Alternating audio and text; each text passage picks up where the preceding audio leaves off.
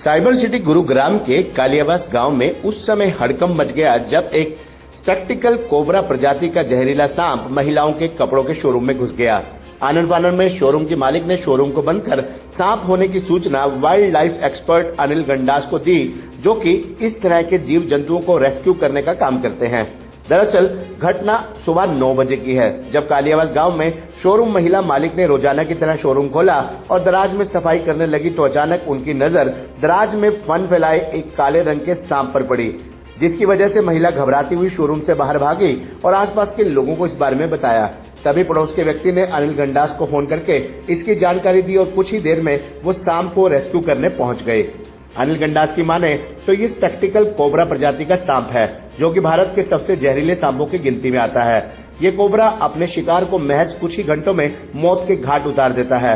भारत में snake bite की से होने की मौत की वजह से भी इसी प्रजाति के सांप को बताया गया है। कालियावास में महिलाओं के कपड़े के शोरूम से सांप की सूचना मिलते ही वो तुरंत वहां पर पहुंचे और आधे घंटे की मशक्कत के बाद इस सांप को काबू किया। नमस्कार, आज प्रातः 9 बजे गांव कालियावास गुड़गांव से एक मित्र है, उन्होंने हमें सूचना दी कि हमारे गांव में एक महिलाओं के कपड़ों का दुकान है, शोरूम है। उसके अंदर एक महिला जो उसका संचालन करती है, उसने एक सांप को देखा है और सांप काले रंग का था। जब काले रंग का सांप का नाम सुने तो हम थोड़ी स्पीड से वहां पहुंचे, क्योंकि काला रंग तो स्पेक्टिकल कोबरा का ही होता है और वो बहुत ही जहरीला व खतरनाक सांप होता है। इस वजह से हम वहां जल्दी पहुंचे और वहां पर जाकर हमने देखा कि कपड़ों के जो रैक लगे हुए थे उनके अंदर घुसा हुआ बता रही थी वो महिला।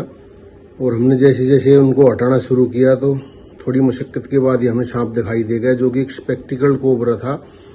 ये भारतीय नाग होता है और ज्यादातर स्नेक बाइट में इंसानों को मारने का यही दोषी होता है। तो मौके की नजाकत को देखते हुए हमने उस सांप को बड़ी सावधानी के साथ रेस्क्यू किया और आधे घंटे के बाद हमने उसको अपने काबू में कर लिया और परिवार वालों को राहत पहुंचाई।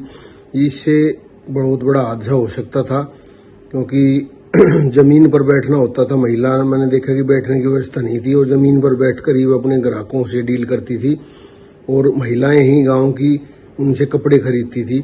तो शुक्र है ये किसी को चोट नहीं पहुंचा पाया, क्योंकि ये बहुत ही खतरनाक सांप होता है और इंसानों को देखकर आमना सामना करने के लिए तैयार हो जाता है और उन पर हमला भी कर देता है।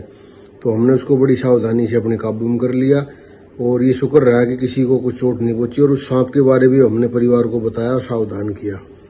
हमने उसको रेस्क्यू करके सुल्तानपुर नेशनल पार्क में छोड़ दिया। धन्यवाद।